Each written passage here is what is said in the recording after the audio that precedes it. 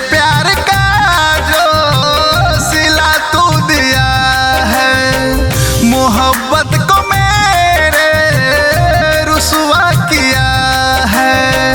मेरे प्यार का जो सिला तू दिया है, मोहब्बत को मेरे रुसवा किया है। गमे दिल तो है जाना कि तू बेवफा है, गमे दिल तो है जाना कि तू बेवफा है। मगर क्या करे ये दिल तुझी पे फिदा है, मगर क्या करे ये दिल तुझी पे फिदा है।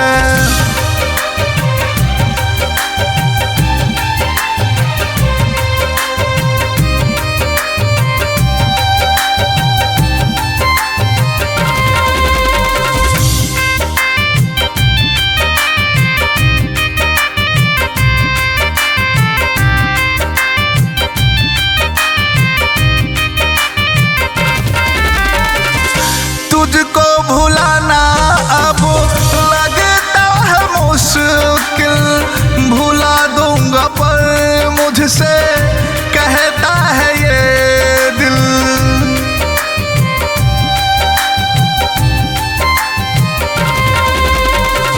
भुला दूंगा मैं अब तुझको कसम से, अब ना सही जाए जुदाई ये हमसे।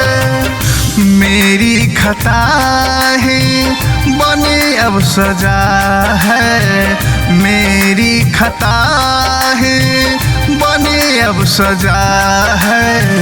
मगर क्या करे ये दिल तुझी पे फिदा है, मगर क्या करे ये दिल तुझी पे फिदा है।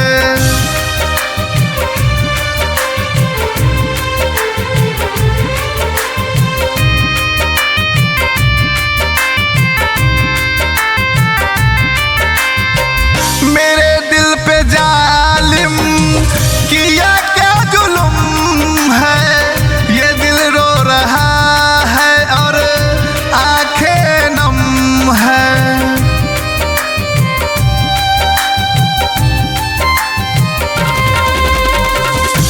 तुम पे वसीम गर भरोसा न करते तो अच्छा ही होता कि आहे न भरते।